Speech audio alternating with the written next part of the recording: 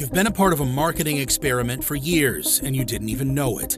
Every recipe, every drink trend, every new flavor that suddenly appears on your feed, it's not random, it's predictive consumption. The same data system that made the Sleepy Girl mocktail go viral has already mapped your next craving. And it's not just TikTok doing it. Behind the scenes, food giants like Coca-Cola and Nestle are buying the data, steering the trends, and shaping what you'll want tomorrow. This isn't about sleep or hydration, it's about control. Because once they can predict appetite, they can manufacture it. Stay with me, because what's coming next will change the way you look at every recommendation you see.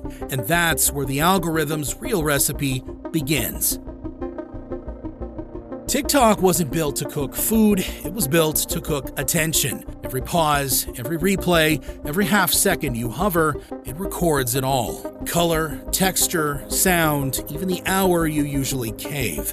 And food is still its perfect teacher. A slow pour of honey, the hiss of meat on a pan, a spoon breaking through glossy foam. Each clip rewards your brain and trains the system watching you. Here's what most people never realize. The platform isn't analyzing recipes, it's analyzing people. By early 2025, after TikTok updated its For You algorithm to favor longer clips, food became the safest bet. Within days, your feed knows your cravings better than you do. Crunch over cream, sweet over bitter, caffeine after midnight. It swaps colors, nudges sounds, times every beat to see what keeps you there a little longer. Keep that in mind, it matters later. At the same time, social listening firms like Brandwatch, Tastewise, and Spate began selling real-time flavor trend dashboards, the same kind used by giants like PepsiCo and Nestle to forecast demand. They call it insight. It's really appetite surveillance. When enough people hesitate on a flavor, dashboards light up.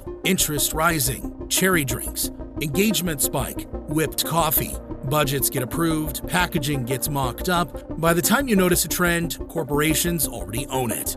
You think you're exploring recipes, you're training the system that decides tomorrow's cravings. And next, you'll see who's using that data to sell them back to you. When most people hear the word surveillance, they think of cameras or hackers. But today, the most valuable spying happens on your phone, and you welcome it every time you scroll. Each viral food trend sets off a quiet chain reaction. Analytics companies such as Brandwatch, Talkwalker, and Sprinkler watch which sounds, colors, and ingredients go viral first. That information travels straight to the marketing teams of Coca-Cola, PepsiCo, and Unilever. They don't wait to see whether the trend will last, they start designing for it immediately. The process has a name: predictive consumption. It's a system that forecasts the next craving before it exists, then sells that prediction to whoever can monetize it fastest. Those dashboards track behavior signals, when people tend to watch food content, which textures hold attention, and how long a clip keeps us there. Every hesitation becomes a metric, every indulgence becomes a signal. By late 2024, major drink brands had built in-house social listening teams and leaned on creator-led TikTok campaigns to move faster on trends. Their job isn't to join the conversation, it's to steer it. And once they've mapped what we want, the next step is simple. Find a face we already trust to make it feel authentic. Every viral drink begins the same way, with a face you think you can trust. Not a logo, not a slogan, a person who looks like someone you'd actually follow. By 2025, agencies weren't just buying ad space, they were buying believability. Companies like Waylar and Viral Nation employed teams who scroll for hours, searching for the next authentic asset. Creators whose lives already feel like the brand's story. When Coca-Cola's Creator Lab launched in 2024, it quietly paid micro-influencers to invent fun drink ideas that looked organic on camera. No logo flashes, no hashtag ad, just pastel lighting and perfect bubbles. The goal wasn't to sell Coke, it was to sell trust. Then came the proof that the method worked. Creators like Alex Earl proved that a single drink placement could move millions of views and units, while Duolingo's chaotic brand collabs and even the Sleepy Girl mocktail itself showed how casual clips can become multi-million view campaigns disguised as lifestyle. But here's the part most viewers miss. The creators think they've been discovered. The audience thinks they've found something real. And somewhere in between, a marketing team approves the caption. But what happened next blurred the line between creator and creation and showed just how far brands were willing to go. Authenticity used to be earned. Now it's negotiated and sold to the highest bidder. It came back quietly, the trend nobody asked for but everyone remembered. Water talk, flavored packets, candy sweet syrups, influencers promising hydration with a wink. On the surface, it looked harmless. Underneath, it was textbook manipulation. Brands like Mio, Jordan's Skinny Mixes, and Torani Zero Sugar rode the 2024 reboot harder than ever. Each is owned or distributed by bigger beverage players who spent years selling soda. Now, they were selling the antidote. When health creators warned that some mixes contained more additives than cola, the comments drowned them out with link and where to buy. By mid-2024, Skinny Mixes had flooded retail and social feeds, with thousands of creators showing off their own hydration bar setups. Mio sponsored giveaways. TikTok Shop and affiliate links closed the loop. Watch, tap, buy, and feed more data back to the next launch. Here's the twist. None of it looked like advertising. Every purchase taught the algorithm who to target next. Every replay taught the brand what colors convert. Marketers gave the process a name, the wellness wash. Take an old habit, wrap it in health language, and let the feed do the rest. Keep that formula in mind, because the next case shows what happens when chaos itself becomes a business plan. You remember the chaos, a bright pink sauce mixed in a home kitchen, bottled by hand, shipped in the heat, no preservatives, no labels, no plan. Back in 2022, Chef P's pink sauce became the internet's favorite disaster, exploding bottles, FDA jokes, disbelief. Then, in 2023, everything changed. Behind the scenes, Dave's Gourmet, a respected U.S. sauce company, stepped in to professionalize the product. They reformulated it, repackaged it, and rolled it out to major retailers, including Walmart. What started as a meme became a case study in corporate rehabilitation. The taste hardly mattered. The narrative did. From kitchen chaos to entrepreneurial triumph in under 12 months. Proof that a good story can wash away almost anything. Here's the hook.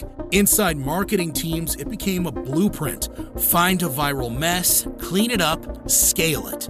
By 2024, agencies were openly scouting authentic, gone wrong creators to sanitize and scale, because unpredictability earns views, but predictability sells units. That model worked so well that brands started asking a new question. What if the creator could be designed from scratch? She looks perfect. The hair, the lighting, the smile that never slips. She greets you like an old friend and never misses an upload. In late 2024, Spanish startup The Clueless Agency unveiled Aitana Lopez, a completely AI-generated influencer. She didn't exist, but sponsors paid as if she did. Energy drinks, skincare, even a wellness brand partnership with reported earnings of around $10,000 a month. By early 2025, she'd gathered hundreds of thousands of followers, many of whom treated the account like a real person. At the same time, Coca-Cola's Create Real Magic campaign invited fans to make branded art with AI tools. It looked creative.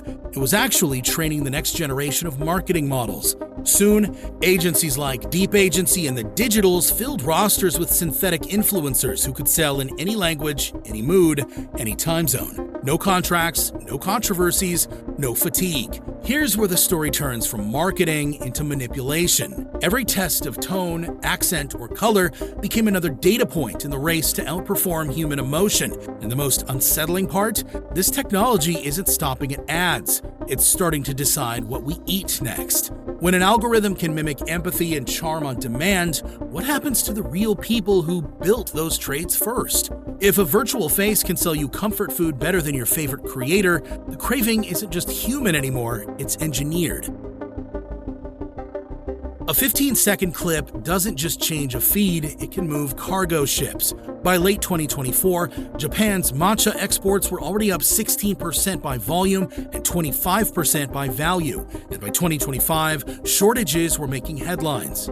Meanwhile, TikTok's Dubai chocolate pistachio craze helped push demand high enough to trigger price spikes, while in Mexico, new avocado farms kept expanding into protected forest land. Financial analysts at Rabobank now track social media food signals the way they used to track rainfall. Retail giants like Tesco and Whole Foods quietly watch the same dashboards. One viral sound can crash their forecasts overnight. Here's the part most people never see. By the time a flavor reaches your shelf, contracts, containers, and marketing calendars are already locked. If the trend stalls, warehouses fill with waste. If it explodes, shortages ripple across industries, from cafes to cosmetics. Each like, each pause is a micro vote that triggers real extraction somewhere else.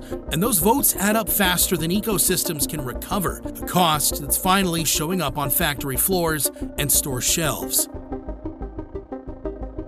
Someone always pays for a runaway trend. Factory workers racing the clock, retail teams rearranging shelves for the third time this month, small producers drowned out by corporate copycats with bigger budgets. In 2024, researchers and NGOs warned that fast-moving social trend products were fueling spikes in short-run packaging and waste. Too much made too fast. Even food rescue groups said they were seeing more unsold, canceled trend stock than ever before. Consumers pay too, first with price, then with trust. That natural label masking a lab-made syrup, the limited edition bottle that ends up in landfill by summer. Nestle, already under fire for its plastic footprint, faced fresh criticism as influencer-driven short-run products piled up on shelves. But innovation had simply become another word for repetition. The pattern looks familiar now. Spike, crash, repeat. Attention becomes inventory. Inventory becomes waste. And still, we call it choice. That word, choice, is where the illusion reaches its peak. We scroll, we pause, we buy, and it feels like freedom. But every pause builds a profile, and every profile predicts a craving. In 2024, TikTok Shop moved over $30 billion in sales, much of it from trends that lasted only weeks. Analysts called it shoppertainment, a mix of dopamine and data designed to feel personal, but built to sell predictably. It feels personal, but it's perfectly calculated. That doesn't make us weak, it makes the system efficient. It learned what hunger looks like on a screen and learned it from us. So the next time a drink appears everywhere at once and you don't remember asking for it, assume someone did. This is the shadow market, where nothing you consume is accidental.